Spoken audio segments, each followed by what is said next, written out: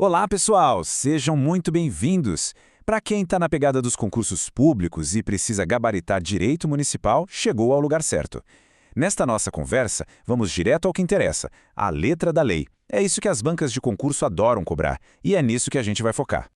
O nosso objetivo aqui é muito claro. É destravar e memorizar os artigos mais quentes sobre o sistema tributário e o orçamento do município. Sem firula, vamos ver o que a lei diz, porque na hora do X é isso que vai garantir os pontos. Então, bora mergulhar nisso.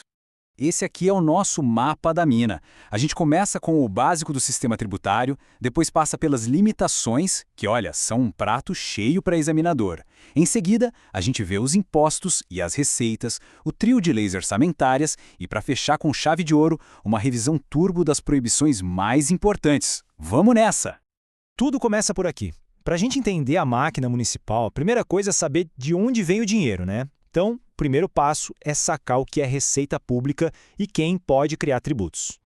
De acordo com o artigo 141, a receita pública é um pacotão de coisas. Pensa numa cesta. Dentro dela tem os tributos, que é a maior parte, tem os recursos que vêm de transferências, tipo do Estado ou da União, tem os preços que a gente paga por alguns serviços e outros ingressos, simples e direto, do jeito que a banca gosta. E aí, quais são as ferramentas que o município tem para arrecadar essa grana? O artigo 142 dá a letra. Ele pode criar impostos, taxas, contribuição de melhoria, que é aquela por uma obra que valoriza o imóvel, e, por fim, a contribuição para bancar a previdência dos seus servidores. É fundamental decorar essa lista de 4 itens. E aqui, ó, atenção máxima, pegadinha clássica de prova, qual a diferença entre taxa e imposto? O ponto-chave, que está lá no parágrafo 2º do artigo 142, é este. Taxa não pode ter a mesma base de cálculo de imposto. É proibido. E enquanto o imposto é pago sem uma contrapartida específica, a taxa está sempre amarrada a um serviço que a prefeitura presta ou ao seu poder de fiscalização. Fica de olho nisso. Bora para a segunda parte, que é importantíssima. As bancas amam de paixão cobrar as proibições, as vedações. Saber o que o município não pode fazer é tão ou mais importante do que saber o que ele pode. A questão é exatamente essa. O poder de tributar não é um cheque em branco. A própria lei coloca uns freios para proteger quem paga a conta, ou seja, a gente. Vamos ver agora quais são as principais barreiras, tudo de acordo com o texto da lei. Dá uma olhada nessa lista do artigo 143. Isso aqui é ouro em pó para a prova. É proibido. 1. Exigir ou aumentar tributos sem uma lei aprovada. 2. Tratar de forma diferente quem está na mesma situação. 3. Cobrar imposto sobre algo que aconteceu antes da lei existir. 4. Cobrar o tributo no mesmo ano em que a lei foi criada. E 5. O tributo não pode virar um confisco, não pode tomar os bens de ninguém. Basicamente, são os princípios da legalidade, isonomia e retroatividade, anterioridade e não confisco. Tem que estar na ponta da língua. E aqui a gente tem um exemplo perfeito da chamada imunidade tributária. O artigo 143, lá no inciso 6º, é super claro. Ele proíbe o município de cobrar impostos sobre o patrimônio, a renda ou os serviços de outros governos, de templos religiosos, de partidos políticos e também sobre livros, jornais e periódicos. Essa listinha despenca em prova. Certo. Agora que a gente já viu o que não pode, vamos focar no que pode e de onde vem a grana do município. Vamos falar dos impostos que são só dele e daquela parte que ele recebe de impostos de outros entes, como o Estado. O artigo 147 é a certidão de nascimento dos 3 grandes impostos municipais. Eles são a espinha dorsal da arrecadação. A gente tem o famoso IPTU, sobre imóveis na cidade, o ITBI, que incide na hora de vender um imóvel, e o ISS, que é sobre a prestação de serviços. Essa tabelinha aí é perfeita para memorizar a sigla, o nome e o fato gerador. É o tipo de coisa que a gente cola na parede do quarto para não esquecer. Mas o município não vive só do que ele mesmo arrecada, não.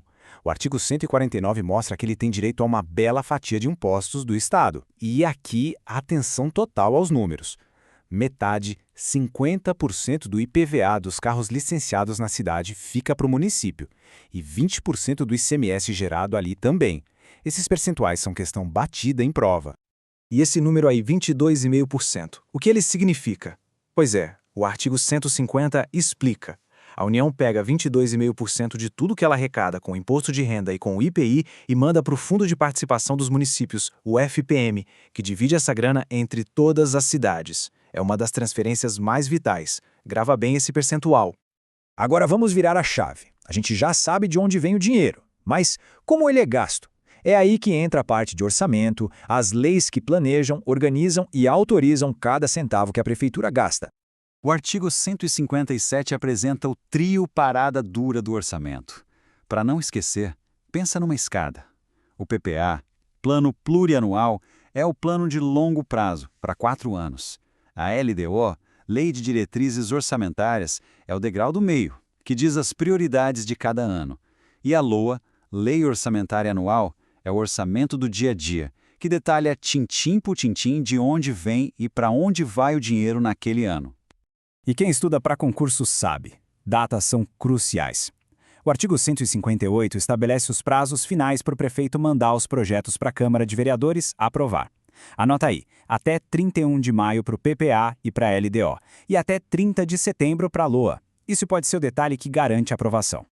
Chegamos na nossa revisão final, um sprint. Assim como na parte de tributos, o tema das proibições no orçamento é campeão de audiência em prova. Vamos passar voando por aquilo que a lei proíbe na hora de executar o orçamento. Foco total aqui, hein? Primeira proibição. Na lata, direto do artigo 160, é proibido começar qualquer programa ou projeto que não esteja previsto na Lei Orçamentária Anual. Ponto final. Se não está na LOA, não pode nem começar a brincadeira. Segunda vedação, também super lógica. Não pode gastar mais do que o valor que foi autorizado no orçamento. É o famoso não se pode dar um passo maior que a perna. O gestor tem um limite e não pode ultrapassar. Terceira vedação, e essa é muito importante. A regra geral é que a grana que vem dos impostos não pode ser carimbada, ou seja, ela não pode chegar já com um destino certo para um órgão ou despesa. Claro, existem as famosas exceções como os gastos mínimos com saúde e educação, mas a regra é a não vinculação. E para fechar nossa revisão relâmpago, se o dinheiro do orçamento acabou e precisa de mais, o prefeito não pode simplesmente decidir abrir um crédito extra. Ele precisa antes de uma autorização da Câmara Municipal, do Poder Legislativo. E para a gente fechar, fica essa reflexão. Depois de tudo isso que a gente viu, qual dessas proibições, seja na parte tributária ou na orçamentária, tem mais cara de ser aquela casca de banana na prova? Pensar nisso ajuda a fixar o conteúdo e a criar malícia de concurseiro. Força nos estudos e até a próxima!